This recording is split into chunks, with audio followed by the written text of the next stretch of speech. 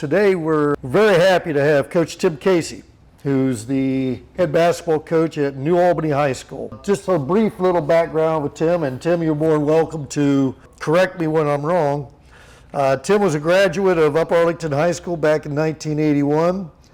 After having a stellar career playing at UA, he went on to Wittenberg, 4-year starter, 2-time All-American, as well as Division III Player of the Year his senior season. Upon graduation, decided to go into the business world, but that was short-lived. After a few months of that, he decided that his passion was around the game of basketball and contacted Coach Hunter, who he played for at Witt, and got himself a job down at Newberry College, which is in South Carolina. Was there for a year, came back to the state of Ohio, worked at St. Paris Graham as a head basketball coach there. Then on to Kettering Fairmont, where he won his first district championship, and then finally back to Upper Arlington. 22 years at Upper Arlington, where he had a phenomenal run. 5 district championships, 9 league championships. And then last season was his first season as the head coach at New Albany, where he had a record of 18-5. League championship there as well. So he's accumulated over 500 wins throughout his career. Coach Casey, welcome. Thanks for having me. I'm excited about being a part of this. I just, love to talk about basketball. That's my passion, as you know, and I'm excited to be a part of this. So you went into the business world. How in the wild world of sports did you go from business world to basketball in such a short period of time? Well, as you can imagine, my focus in college was probably academics second and basketball first. So by the time our senior season finished up, a lot of the businesses that came on campus to interview had come on campus. I didn't have my resume. I was still kind of locked in at the end of our season. So one of the few places that came to Springfield to do interviews was Toys R Us. So I interviewed with Toys R Us.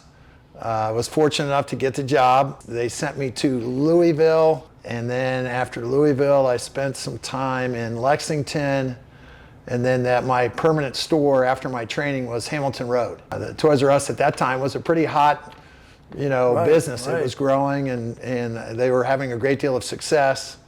And the higher up said, okay, hey, you're going to Hamilton Road, you're going to be the manager of that store, and we're going to have our grand opening at such and such a date, and we want you to dress up as Darth Vader. So we have video of that. There is no video because it never happened. At that time, I thought I can't do this anymore.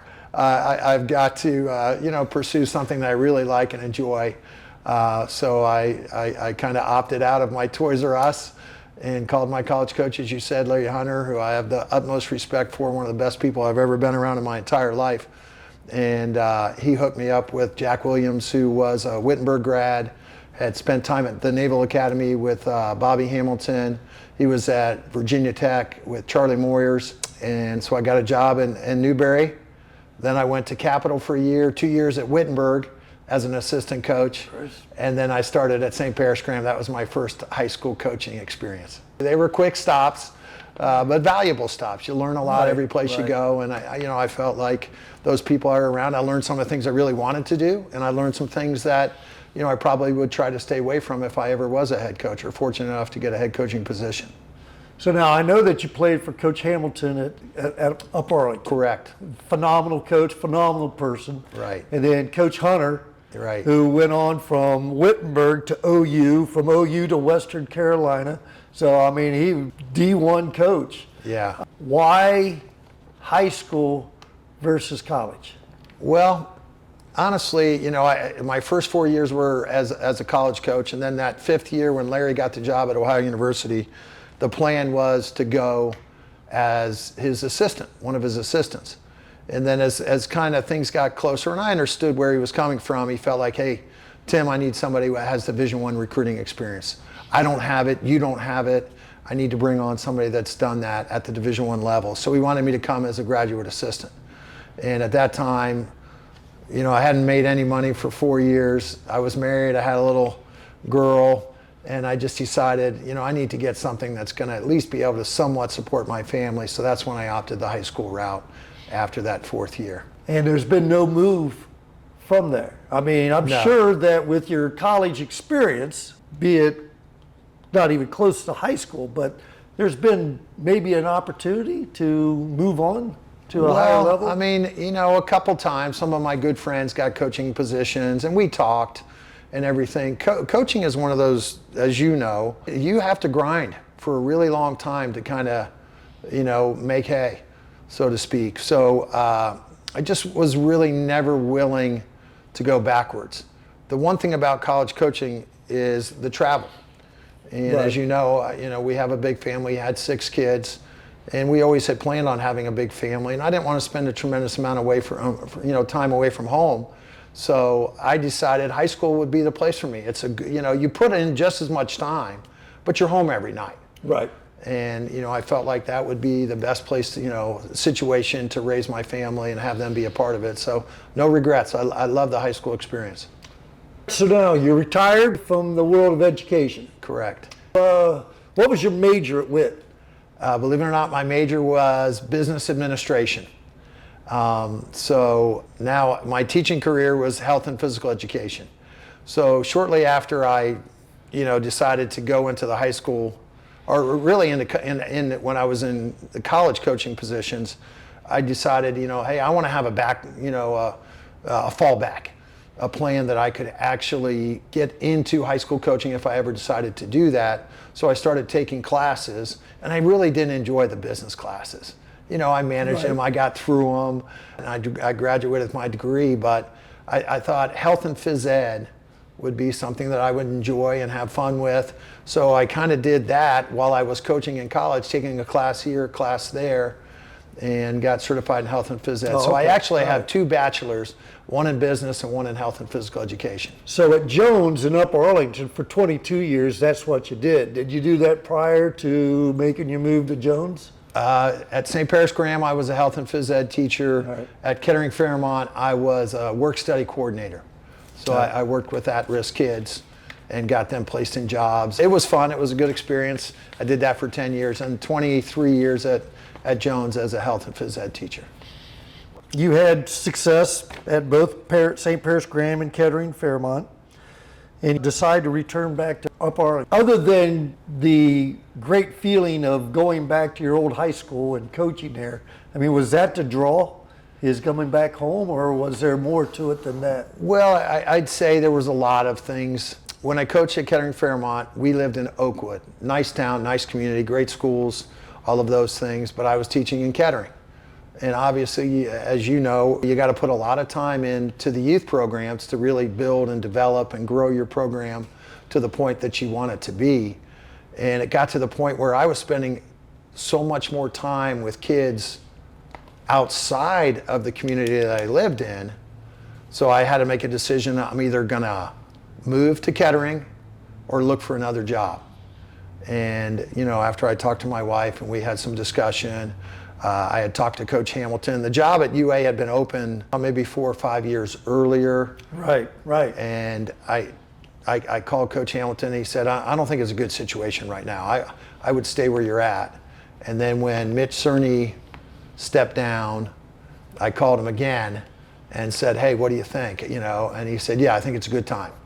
So fortunately, I interviewed and got the position. He basically felt comfortable that I could navigate the Upper Arlington community pretty well. And I felt like I did so pretty well for 22 years. When you came back, I'm sure you had to put your footprint on the program, make some changes.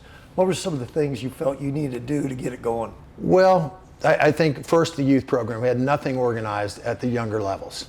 So one of the first things I did is I got with guys like Dante Colosimo, Tim March, who else? Patrick Fisher. And we decided, hey, we got to get a youth program. We have nothing organized. And these other communities have that. Right. So we started the youth program. That really helped. One of the things I did in Kettering, we started a K through 3 program as well, which was kind of unique. Not too many communities had dipped down into those lower levels. So we started K through 3. We started a youth travel program, called the Golden Bear Basketball Club.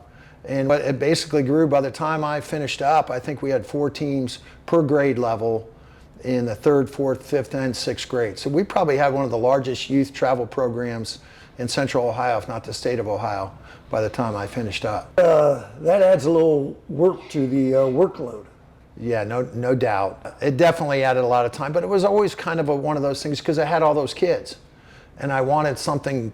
You're referring to your own kids? My own kids. Gotcha. And I wanted something for those guys to be a part of. Right. You know, and I could spend time with them. There were, I think it was 22 or 23 years in a row. Well, it must have been 22 or during the time I was the head high school coach at Upper Arlington, I had coached the youth team, you know, at the same time as I was coaching the high school team. And that was all my kids. Unfortunately, I wasn't very smart. I have 18 years between the oldest and youngest. So I coached on the girls' side and I coached on the boys' side as well. We sit there and we talk about what's a better job and whether or not being a basketball coach is the best thing. I kept thinking, talking to my wife, she was like, move, get to a bigger job. It's always going to, like the grass is greener on the other side. And there are certain people, Gene Millard out at Bexley, who I looked at Gene as like, he was sort of my hero. Right. He was what Central Ohio high school basketball coaching was all about. And, you know, he'd win 15 games a year. His teams were known for this. He ran a solid youth program, and he raised his kids in the gym. Right. And to me, that was awesome. What a great place to raise a family, in my opinion. You know, and I'm sure that you probably felt the same way. I can't disagree. We used to bring the little Tykes hoop, set it up in the corner, and, you know, the kids grew up around the older players. Right. And you know, still some of our fondest memories are talking about certain teams when they were little, not when they played, but when they were, you know, kind of a part of those programs kind of growing up. Cal was the manager for the 2014 team with Fanat and all those guys. I think he was 5 years old. And, you know, that still made a lasting impression on him. I have a photo of us at the Final Four at St. John Arena, and the teams are lined up for the Star Spangled Banner. And there's Tommy and Andy, my two boys. Yeah. They're there, and they've got their Grandview navy and white on, and Tommy, they're the ball boys. Right. You know, I mean, how special is that memory? So, yeah. So, yes, you had a great run, phenomenal run. And again, 5 district championships, 9 league championships at Up Arlington. It comes to an end. Let me ask you this. I coached my son. I want to hear, how many did you coach? How many of your kids were you able to coach at the high school level? At the high school level, I coached all of them. Cal, obviously, only for the freshman. I didn't coach him really as a freshman. He was on the JV team. Then I coached him. He was on the varsity as a sophomore. Right. And obviously didn't coach him last year and won't coach him this year. But the other 3 I coached all the way through high school. I mean, they were in our program through the high school years. And if you're asking me, was it easy? Was it all it was cracked up to be? It was hard. I agree. It was hard. I mean, and they were all different. Yep. You know, they were all different. The oldest was ultra competitive. You know, on game night, there was no one I wanted by my side more than him because he really knew how to compete and play at a really high level and was, you know, set the tone for our entire kind of team the 2 years he was a varsity player. But he was a pain in the butt to coach. He didn't embrace the day-to-day. The grind. Why do we have to pass and catch? I know how to pass and catch, pop, chin, I get it. Move on, let's move on. You know, he wouldn't say that at practice, but he would say it to me. I'm like, dude, it's the habits. It's the details. You got to establish good habits. Maybe you have them, but other people don't. But he was a pain. The second one, Connor, was uber talented. Very athletic, quick, skilled, could shoot it, could handle it. For example, we went to Richmond High School. At that time, they were top 5 in the state of Indiana. We're up 6 or 8 at half. He has 20 points at halftime. He is just in fuego. He was like 9 for 10, just, you know, going crazy. I'm like, let's go, man. And then the second half, he didn't take a freaking shot. And I'm like, dude, you got it. He goes, hey, I had my run. Let's get some other guys involved. That's just how he was. That's how he was wired. And then Carter, my third son, was unfortunately took after mom, about 5'6", and that might be stretching him a little bit. Quick, little athletic kid, but liked basketball but didn't love it. Kind of pissed me off, so I didn't play him much. So he rarely got to play. Yeah, that was tough. Parents don't realize, like I tell that story every Lordy. time. Yeah, you have kids. Hey, you think it's hard when your kid doesn't play? Try jumping in bed with his mom every night when you don't play your own kid. So that was a tough one. And then the last one, Cal, who, as I told him, we always save the best for last. And I do have major regrets not being able to coach him, because he was wired. Number one, he embraced being coached. He and I got along really well. It was a blow. It hurt him and hurt me that I didn't get to coach him his last 2 years in high school. So just a few points here. I remember Tom Petty, who a famous name, of course, but also a phenomenal coach down at Bloom Carroll. I ran into him one night, and he had just finished coaching his son. I think our timing was Tommy was moving in. His son was graduating, and I was like, Tom, how do you feel about your son graduating? He's like, good riddance. He was so happy about it, because he goes, I had to coach everything. And I didn't have a clue to what he was referring to until I coached Tom. And Tom went through 4 years of being under a microscope. Truly, my assistant coach, Tom King at the time, said, you don't know how much you're going to miss Tom when he graduates, because he does everything for us. And he did. He jumped center, played point, guarded your best, was our leading rebounder, leading assist, leading scorer his senior year. Just so many things he did for us. And we had a nice run. We were 15, 16 win team. But even that being said, he would make a mistake out there, and he'd make a mistake in practice. And I would just sit there in my mind saying, you've been around basketball your whole life, because I know you've been around basketball your whole life. How can you make such a stupid mistake? And I ripped him a couple times like nobody's business, that no other kid in my program got ripped. But then on the other hand, I look at it, and it's 2.5 hours for 5 months a year that we got a chance to spend with our kids, that other parents would die to have that opportunity to do. Agreed. And so that made it extremely special for us. And like you said, we sit down now, we go watch games together, we go up watch the Buckeyes or whatever it might be, and I listen to his knowledge. He knows the game. He knew the game back then. He was one of my smarter players, I should say more intelligent players that I had throughout. And then the other thing that I always heard was, pray to God that your kid is either one of the best or one of the worst. Right. Because if he's just in the middle, every parent out there that your kid takes playing time from is going to be sitting there saying, my kid could have done that. Right. Right. And so for Tommy, he fortunately, was one of our better kids early on, but it's still, I always felt when he was a freshman, not one time did I fill out the scorebook. I never did. I had my assistant coaches fill it out, and I said, you guys put in there who you think should be starting, because I'm not going to be accused of that, even though no one knew I did that. Right. In my mind, I knew what was going on. I could go back if I had to. Yeah. So he probably didn't know that last portion. I don't think I shared that with many people. But Coach Ball knew that, because he was the one filling out the book. Yeah. So, I felt like Cal was, I'm not saying, Joe Bills, I have the utmost respect for. The new coach at Upper Arlington does a really good job. But I felt like I understood my son better than anybody else. And he's crazy. He's a little bit off. He's a little bit off. He's overly competitive. His language is at times not great, but he gets that from his mom. I felt like, daggone, man, he was really on a good path. And I'm not saying that he's not. He's not going to, hopefully have a great senior year, but, I appreciated and I guess from a coach's perspective, I let him get back at me a little bit. It's hard to be a coach's kid. So when I would get after him, he would kind of yip at me, and I would be, I would tolerate that probably from him more than anybody else. Right. Just because I felt like he had some pressure, and he had to had to be able to let off a little steam from time to time. This is going to be maybe a little sensitive. I don't know. I'm not Dan Rather here or anything, but so when this happened at Arlington, right?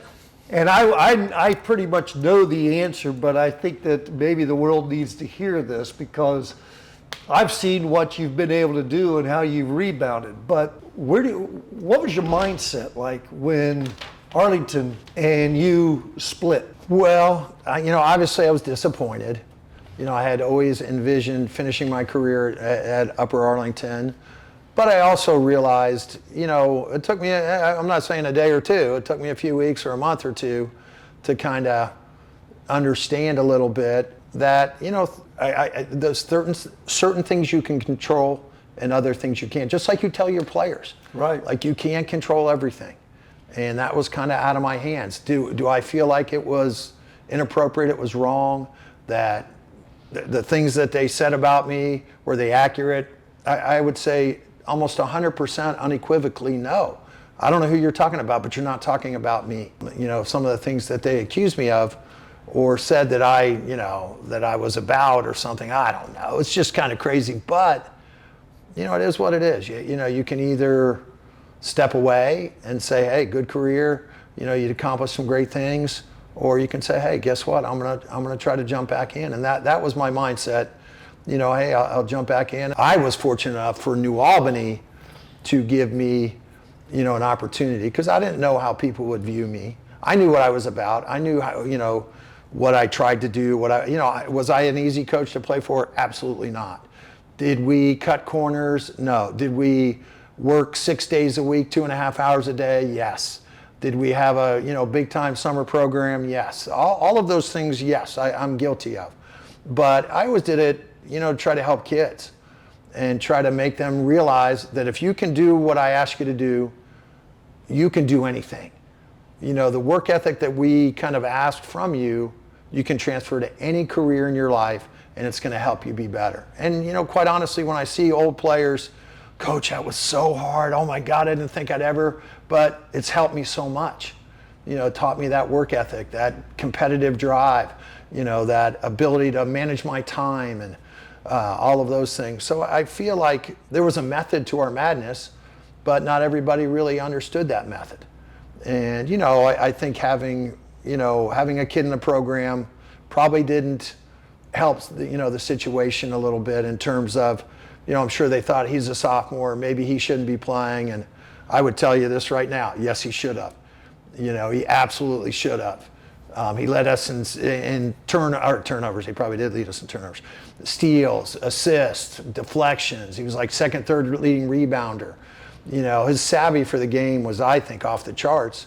But if you didn't really understand the game, maybe you would see like, well, he's kind of skinny. He's kind of this, kind of that. But, I'm over it. Like I said, like I told the people at New Albany, of course, they asked the same question. And I said, you know what, guys, here's how I prefer to look at it. You can look at it any way you want. You're the prospective employer, but I navigated Upper Arlington basketball program for 22 years. Tell me any other major sport coach that's been a head coach at Upper Arlington for 22 years. That's a great point. So I felt like, hey, I made it work. So you go up to New Albany, you have yourself I saw you early last year, and I watched you, and it might have been on CBUSsports. Here's a little plug, a little CBUSsports, you versus Grove City. And when I watched the game, I didn't like your team, right? To be quite honest. Right. And maybe, but I also thought they can grow. There's potential. And we talked 3 or 4 times last winter about that. You kept, and this is typical you, we're not far. We're making strides. We're moving in the right direction. And then all of a sudden, you went on quite a run. What'd you win in a row at one time last season? I think we won 17 in a row. I think we were 2-5, and we wound, or 2-4. Yeah, 2-4, and we wound up being 20-5 at the end of the year. Now, So that's a tremendous turnaround. Yeah, I felt like the kids really responded.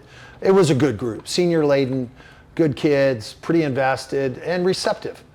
Super receptive to coaching. And that's really all you can ask for as a coach. I felt like, I think you and I have talked about this, but your first year in a program, you can go in one or two ways. You can go in brimstone and fire and, hey, here's the way it's going to be, or you're not going to be a part. Or you can go in and you can care and, really try to win them over about, hey, you do this, we got a chance to be special. And you can do it very kind and gently. And that's what I felt like it did. And those kids were super receptive. And, we wound up having a really good year.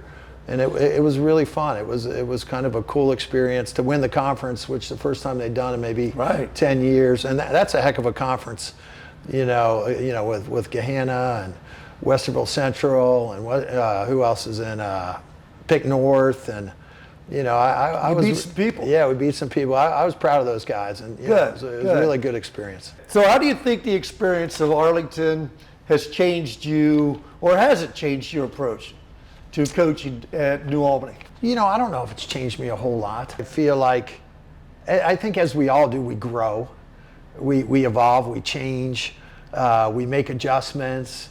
Am I as crazy as I used to be? I guess this is year 40, as I was 40 years ago? No, absolutely not.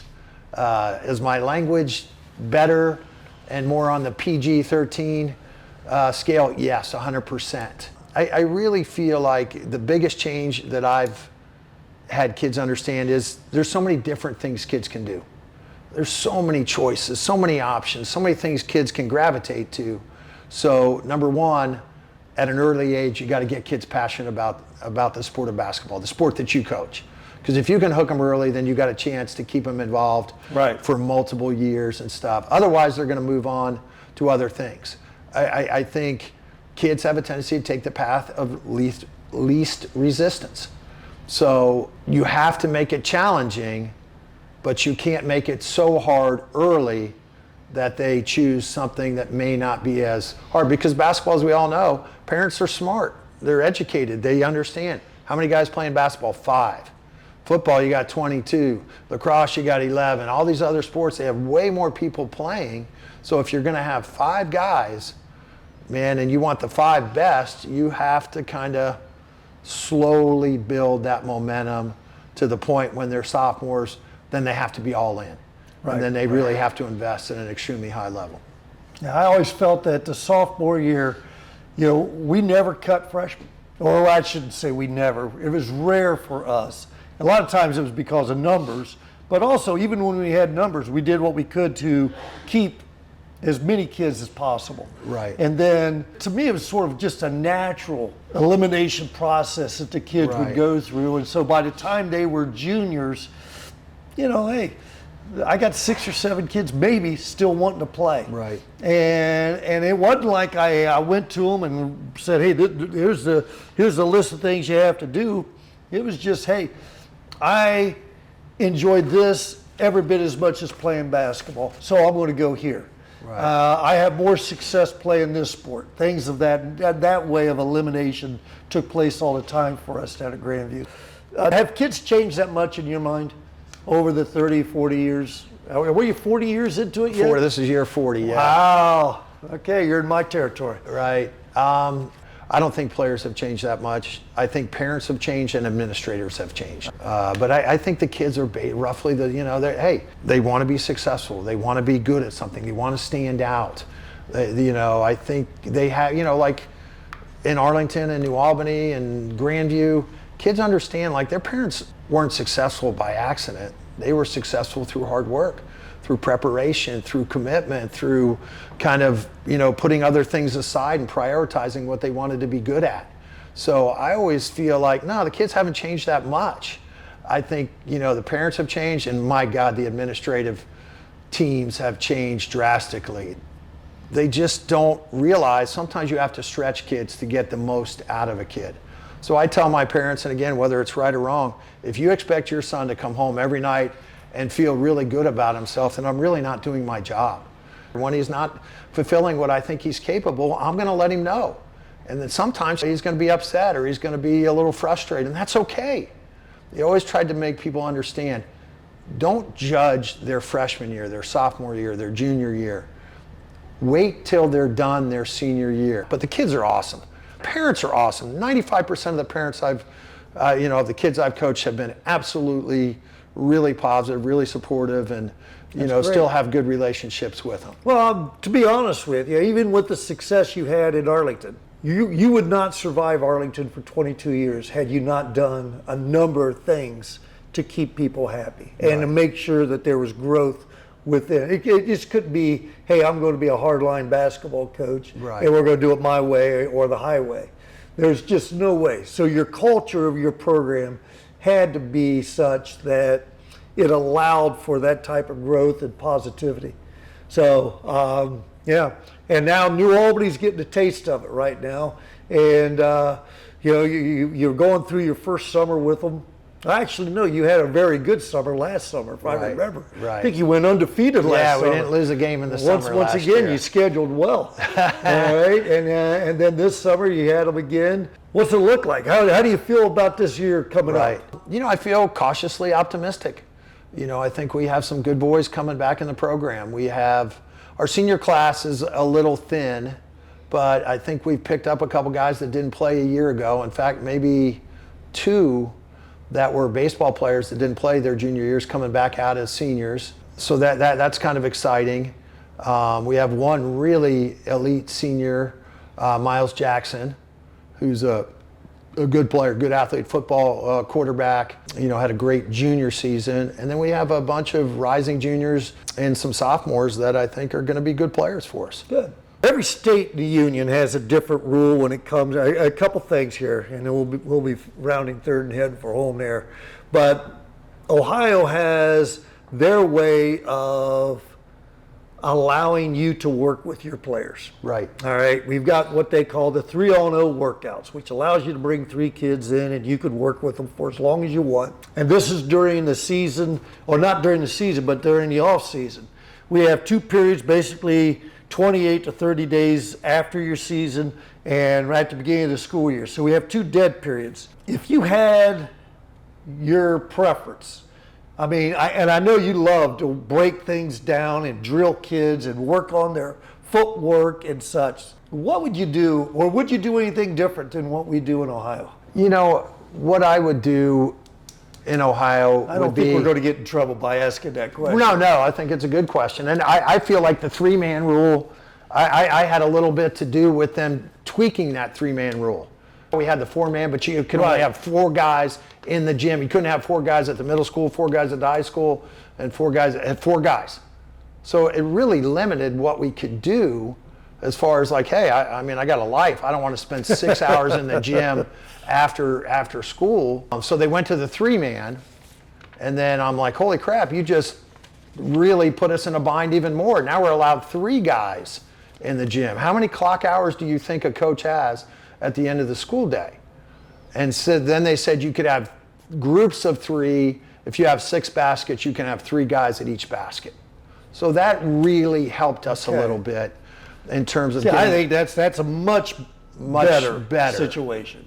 I don't know why they won't let us go 4-man workouts. The big rule change I think they need to make is, number 1, as long as you're just doing skill development, nothing other than skill development. 2-on-2? Is 2-on-2? development? Yeah, to me, 2-on-2 is skill development. All right. Or hey, let's not do that. Let's not even do 2-on-2. But I should be able to have off-season athletes. What it does is it's forced me to tell some kids they can come and other kids they can't. Is that what you really want as a high school coach? Do you want to discourage kids? Hey, you're really not good enough. I only have an hour and a half of gym time, so you're not good enough to make the cut. So I can't help you because I can only have 18 guys in the gym, 3 guys at a basket. That really sends a bad message to kids. If I could have them all in there doing ball handling, doing dribbling, doing individual offensive moves, doing the jab series, all of those things, why shouldn't I be allowed to do that? I'm not working on 5-on-5 defense. I'm not putting in any execution. I'm not doing any of that. I'm just trying to help kids get better individually so they have a better chance to improve and maybe contribute as their careers go on. So that's the first one. And I really do think they should make June and July open. By that you mean?